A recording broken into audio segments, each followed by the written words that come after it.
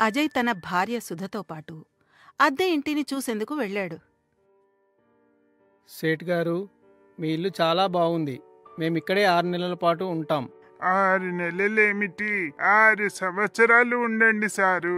ఇది మీ సొంత ఇల్లు అనుకోండి.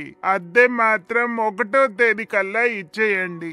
అయ్యా, ఆ విషయంలో మీకు ఎలాంటి ఇబ్బంది ఉండదని మాట ఇస్తున్నాను. ఆ సమయంలో సుధ వంటింటి కిటికీలోంచి చూసింది.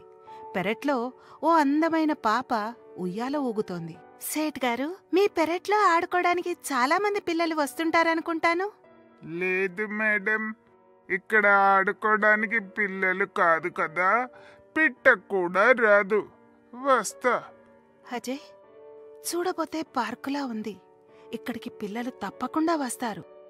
ఇప్పుడు నేను పాప ఉయ్యాల ఊగుతుంటే చూశాను. సరేగాని ఆకలేస్తుంది, త్వరగా వంట మొదలుపెట్టు. సుధ వంటింట్లోకి వెళ్తుంది. వంట మొదలు పెడుతుంది. అప్పుడు మరోసారి ఉయ్యాల ఊగుతున్న పాపను చూసింది. ఈ పాప ఎంతసేపు ఒంటరిగా ఆడుకుంటోంది ఏంటి చెప్పమా? అజయ్, సుధ ఆ కొత్తింట్లో ఆనందంగా ఉన్నారు.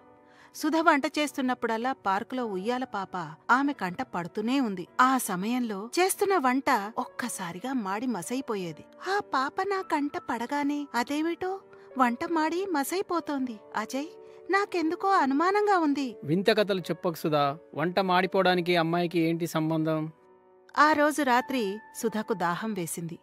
నీళ్లు తాగడానికి ఆమె వంటింట్లోకి వెళ్ళింది. అక్కడ అర్ధరాత్రి వేళ వరకు పార్కులో ఉయ్యాలలో పాపను చూసి సుధ ఆశ్చర్యపోతుంది. ఏంటి పాపా, ఇంత అర్ధరాత్రి వేళ ఇక్కడ నువ్వేం చేస్తున్నావు? ఇంటికి వెళ్ళలేదే? అరే, ఏది పాప ఎక్కడికి వెళ్ళిపోయింది అంటూ సుధ వెనక్కి తిరిగింది. అక్కడ పాపను చూసింది. సుధ ఆశ్చర్యంతో గట్టిగా కేకలు మొదలుపెట్టింది. అమ్మో అమ్మో!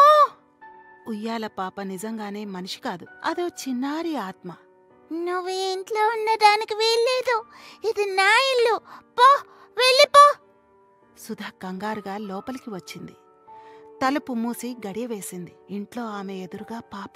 నువ్వు ఇంట్లో కూడా ఉన్నావా? ఇదెలా సాధ్యం? అజయ్ సుధ కేకలు విన్నాడు. గబుక్కున లేచి వచ్చాడు. సుధా, ఏమైంది? ఏమిటలా అరుస్తున్నావు? దేనికా కంగారు? నాకు భయంగా ఉంది అజయ్.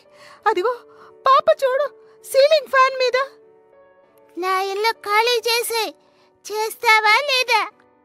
సుధ, అజయ్ ఇంటి యజమాని వద్దకు వెళ్లారు. సేట్కి జరిగిందంతా చెప్పారు. ఆ పాప ఓ చిన్నారి ఆత్మ.